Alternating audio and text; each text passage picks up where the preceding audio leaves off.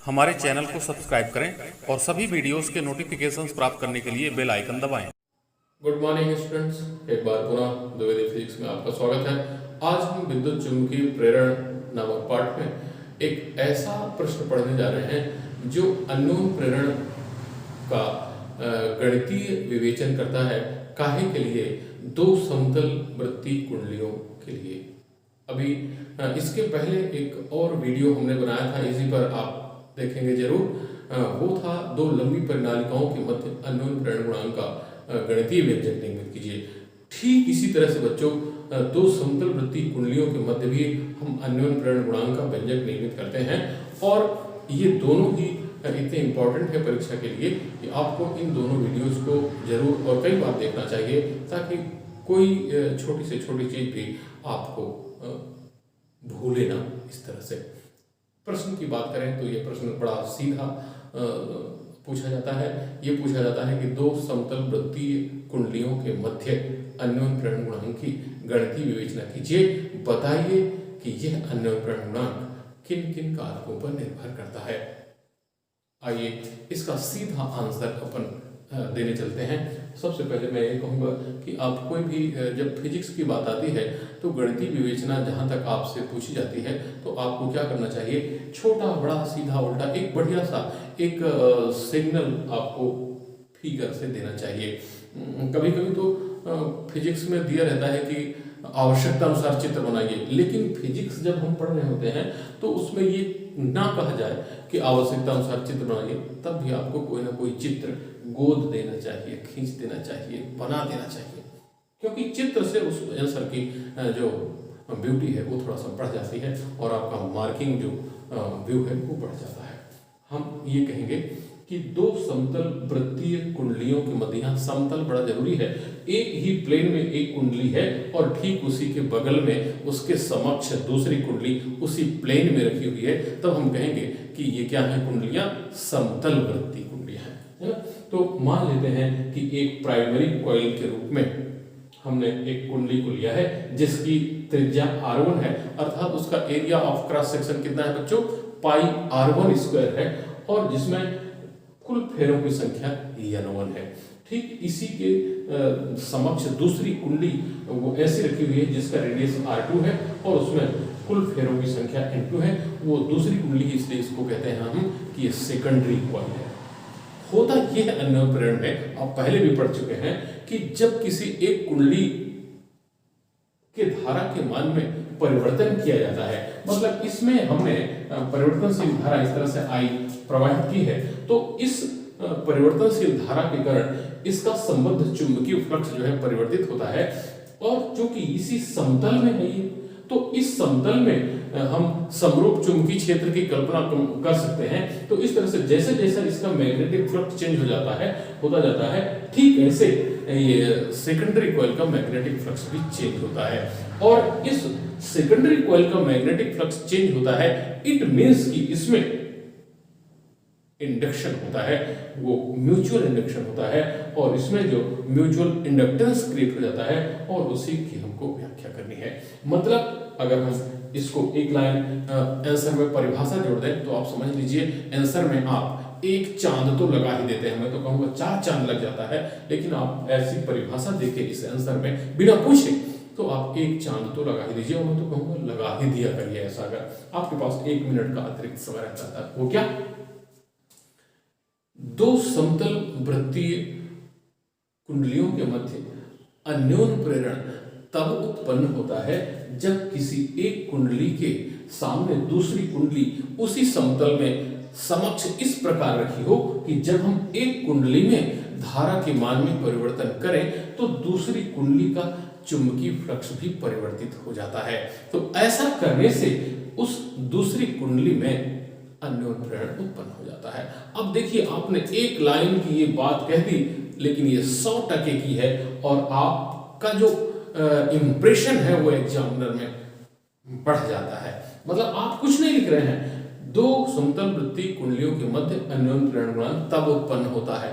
मतलब ये भाषणबाजी है, लेकिन ये भाषणबाजी कभी कभी आपको बहुत इंप्रेसिव बना देती है बिफोर द एग्जामिनर। इसलिए अगर ऐसा कर सकते हैं तो करें, नहीं करते हैं तो एग्जामिनर को भाड़ में जाने दीजिए। आपको क्या चाहिए, 4 नंबर चाहिए। चलिए वो 4 नंबर लेने के लिए अपन बात करते हैं। क्या, 2 समतल वृत्ताकार कुंडलियों के मध्य अन्योन्य प्रेरण गुणांक की व्याख्या करने के लिए मान लेते हैं कि एक प्राइमरी कॉइल जिसका रेडियस r1 है और उसमें नंबर ऑफ टर्न्स n1 है, ठीक उसके बगल में उसके समक्ष दूसरी कुंडली सेकेंडरी कॉइल S इस तरह से रखी हुई है जिसका रेडियस r2 है और उसमें number of total turns n2 है।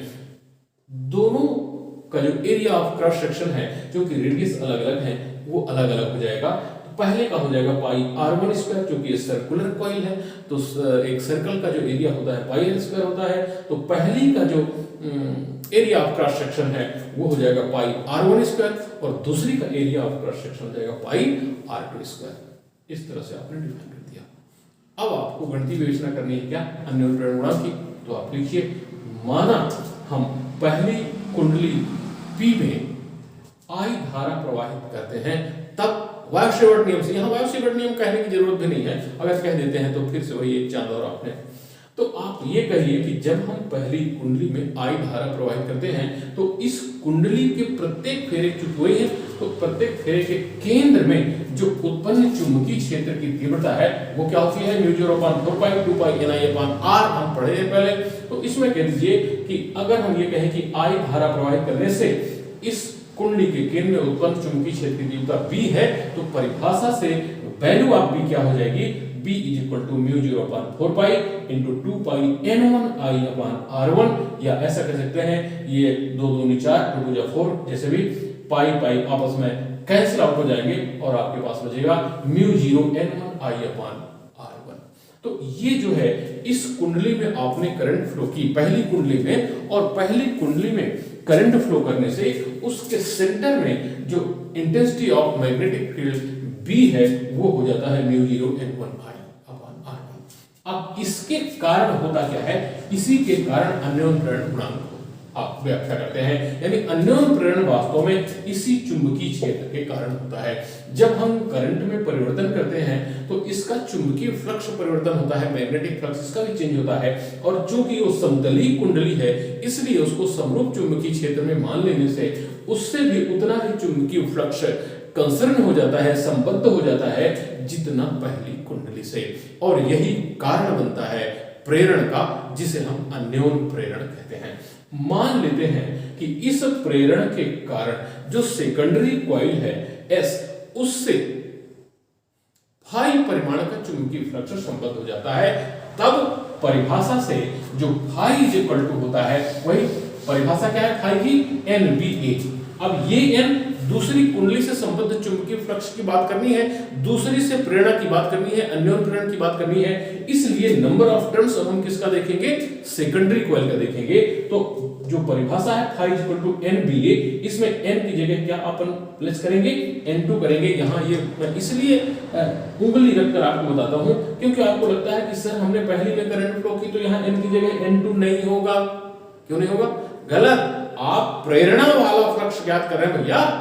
तो ये जो चुंबकीय फ्लक्स किससे कंसर्न आप लिखेंगे, दूसरी से, तो फिर फेरों की संख्या पहली से क्या होगी, वो दूसरी में फेरों की संख्या आएगी, इसलिए you have to put n2 here, means phi = n2 और B वही B क्योंकि समतलीय है, समरूप चुंबकीय क्षेत्र है, तो चुंबकीय क्षेत्र की तीव्रता जहां पर समान हो, समान दिशा में हो, उसी को समरूप चुंबकीय क्षेत्र कहते हैं। तो B = क्या रखेंगे, μ0n1I/r1, और ये दूसरी कुंडली का एरिया ऑफ क्रॉस सेक्शन। तो इस तरह से ये हो जाता है फाई = n2 μ0n1I/r1 इस तरह से, या इसको ऐसा कह सकते हैं, या फाई = हो जाता है μ0n1n2 और इनटू पाई r2 स्क्वायर आप कह सकते हैं, पाई r2 स्क्वायर, और ये हो जाएगा अपॉन r1। ठीक, तो इस तरह से आप इसको ऐसा कर सकते हैं। अब आपको निकालना है म्यूचुअल इंडक्टेंस, अतः परिभाषा से लिख लीजिए, अतः परिभाषा से म्यूचुअल इंडक्टेंस M = जो होता है वो φ/I होता है। बस इसमें देखिए, इसमें I को केवल कैंसिल कर दीजिए तो आपका रिजल्ट आपके सामने है।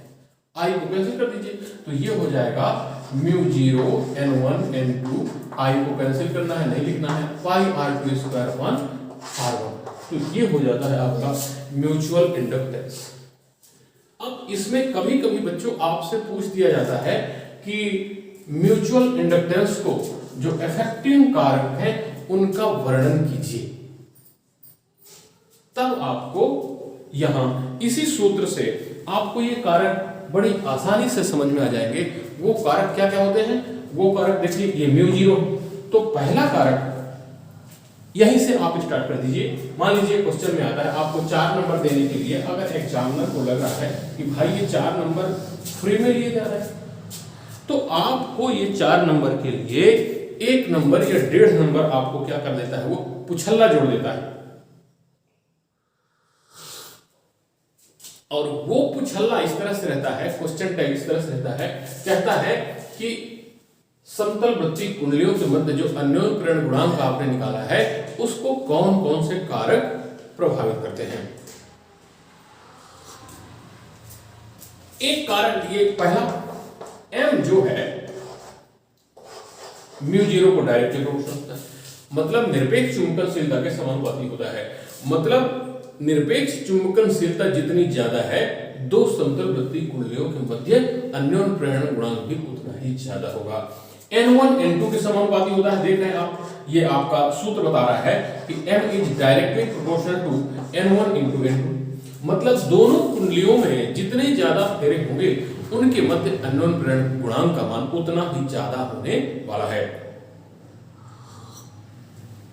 सभ्यता की दृष्टि से इसको क्या कहेंगे, दो समतल वृत्तीय कुंडलियों के मध्य अन्योन्य प्रेरण गुणांक का मान दोनों कुंडलियों में फेरों की संख्या के गुणनफल के समानुपाती होता है। और ये दूसरी कुंडली है, दूसरी कुंडली का एरिया ऑफ क्रॉस सेक्शन जितना ज्यादा होगा, पहली कुंडली के उसमें डिपेंड कैसे करता है, रिवर्सली प्रोपोर्शनल होता है। तो पहले दूसरी कुंडली में फेरों की संख्या दूसरी कुंडली की त्रिज्या के समानुपाती होता है, लेकिन पहली कुंडली की त्रिज्या के व्युत्क्रमानुपाती होता है। तो ये इफेक्टिंग फैक्टर भी आपसे अगर पूछा जाता है तो आप इस तरह से, जैसे आपका ये मैथमेटिकल डेरिवेशन आ गया, आपको कुछ अलग से रखने की जरूरत नहीं है, आप जानते हैं n1 क्या है, n2 क्या है, म्यू जीरो क्या है, r1 क्या है, r2 क्या है, उन्हीं को इस तरह it is directly proportional to this, reversely proportional to this, and answer is completed here. और ये देखिए मेरी 4 भी खत्म हो गई और आपका ये क्वेश्चन का आंसर भी कंप्लीट होता है। धन्यवाद, फिर मिलेंगे द्विवेदी फिजिक्स में। आप बने रहिए हमारे साथ और चाय के साथ पढ़ते रहिए फिजिक्स।